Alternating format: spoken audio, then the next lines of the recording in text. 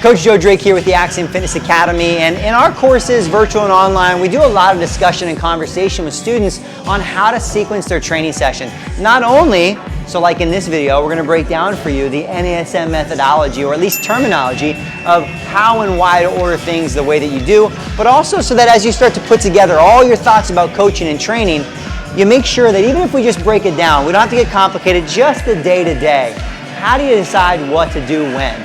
And so what you guys see here is what we call the OPT model template, especially the daily working template, and the order in which things should be done. And there's some decent science behind this. Unfortunately, a lot of coaches do things because it's just how they've always been done. For example, if you work out at enough places, things like box jumps or plyo jumps or any type of plyometric exercise as a conditioning finisher. Although the right person can handle it, scientifically, it's not the best time and place to be throwing those things in. So let's go ahead and start up here at the top. And for those who've watched our videos in the past or want to, I do want to cue you guys in.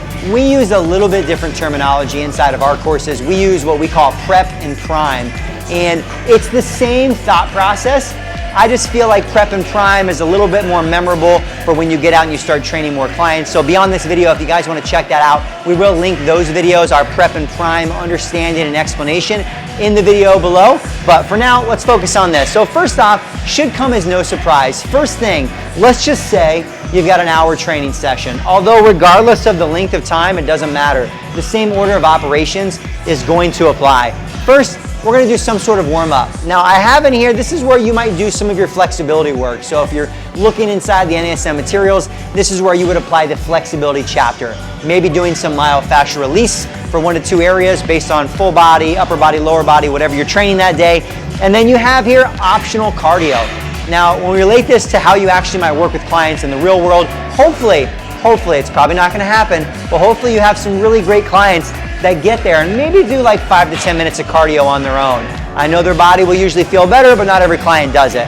But if you're going to throw some, let's call it like warm-up based cardiovascular training, or the reality is, if you want to make some improvements in your cardiovascular fitness, you're going to want to make sure it comes in here earlier and not at the very, very end, because whatever gets prioritized gets prioritized. So either way, warm-up phase, I talk about in our other videos how long that should last. I'm not going to dive too much into that here, but let's call it 5 to 10 minutes worth of warm-up type movement, flexibility, maybe some cardiovascular. Now, potentially, if you guys have watched our prep and prime videos, this next phase, what NASM calls activation and even skill development, kind of starts to bleed from prep into prime, as we call it. But activation here, this is where if you guys look at the actual programming sheet, which we're going to pull up here on the video for you as well, this is where you might do any type of core and balance training. Now, one thing to keep in mind is you guys are taking a look at this OPT template. You're like, I'm going to do flexibility training, and then I'm going to do some core and balance work, and then I'm going to do plyo and SAQ, and I'm going to have no time for resistance training. Not everyone has to do everything that's on here, but if you're going to, this is the most logical, the most scientifically sound order in which to do these types of things. So core and balance. Now, this one becomes somewhat, let's call it problematic for some people, thinking like, wow, do I really want to do a lot of core training and fatigue my core prior to going into my big lifts? Keep in mind that's not the focus here. The real goal here is, let's call it core activation, right? Getting the right muscles firing. So any of your side planks, bridges, anything like that, especially level 1, stabilization level core work, is going to go really nicely in this activation phase. And it might only be 1 to 2 moves, right? You might not be doing a whole routine. And then if you have any type of balance training, without a doubt, balance training especially is very neurological. And although, again, maybe you might have some crazy advanced reason where you're doing some balance work at the end, you're going to be fatigued. So if you want to make some improvements in your balance, which a lot of people need some help there, you want to make sure you're doing it when you're fresh. So it makes sense it's going to come pretty early on here as part of this kind of warm-up phase. So activation, core, and balance. And then from there, if appropriate. Now, not all of your clients, even for me, I work with clients even as we shoot these videos right now, train clients in the mornings. Not all of my clients are doing plyo and SAQ work.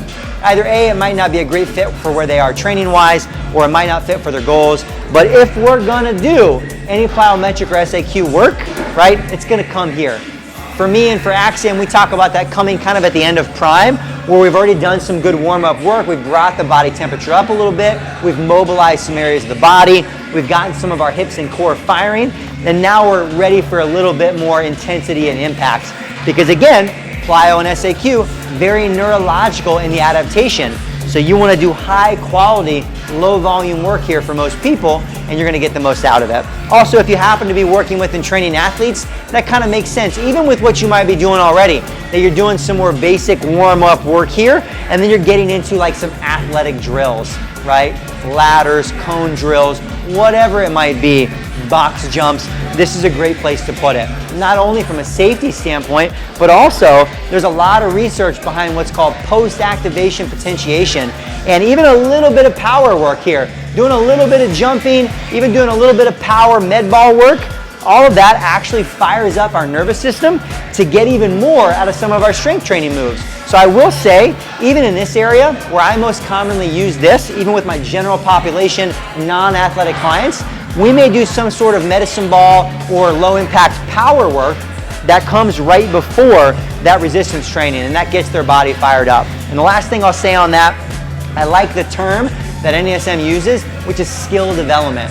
I've talked about this in some of our other videos. Exercise is a skill. And anything you want to make good improvements in, right? Anything that's like very technical, this is the place you're going to want it to go. That's why SAQ, plyometrics, there's a lot of technique, there's a lot of like minute stuff that we're coaching there, so you want to make sure it comes first. Then we get to what most of us think, right? This may be with general population, this may be where you spend the bulk of your time, right? Your machines, your free weights, your strength training, the resistance training component. For me, for a lot of our clients, the way we program at Axiom, this may end up being 40 to 45 minutes worth of our hour session, and the other piece ends up comprising this earlier on. And then last but not least, cool down, right? This may be going back to some of our flexibility work. Maybe we're doing some myofascial release. You also have optional cardio here again, bringing the heart rate back down appropriately based upon how we're training. So I just wanted to make sure that we went through this with you guys, because first off, as you're going through and learning the NASM material, a lot of these things are covered in different chapters. As you now get into like section 6 and programming, you're tying it all back together. And from a day-to-day, which is most of what you're going to be doing, minimally, just want to make sure you're putting things in the right order. Because if you do, you're already going to do it a lot better than a lot of coaches and trainers, making sure we're not putting things like SAQ, skill development exercises at the end. These are higher risk, right? If you're looking for a fun finisher, there just might be some other methods and ways of doing so. So hopefully this video helps you guys as you're trying to tie together some of these NASM concepts. And even if you just do what we talked about in this video, you're going to be on the right path. If you want a little different explanation of what we call prep and prime and how to really make sure you're organizing your training sessions appropriately, not just physiologically, but for a great experience, then definitely check out the video links that I mentioned below. And if you guys haven't gotten your hands on our study guide, what are you waiting for? Check it out. And hey, if you like more like this, you want some more time with myself and the Axiom team, you want to be able to jump on regular calls, you want more coaching and guidance as you're going throughout getting NASM certified and launched in the industry, then feel free to set up a call with myself or one of our advisors. We'd love to give you guys some more insight and information on the 10-week courses that we offer for students around the world.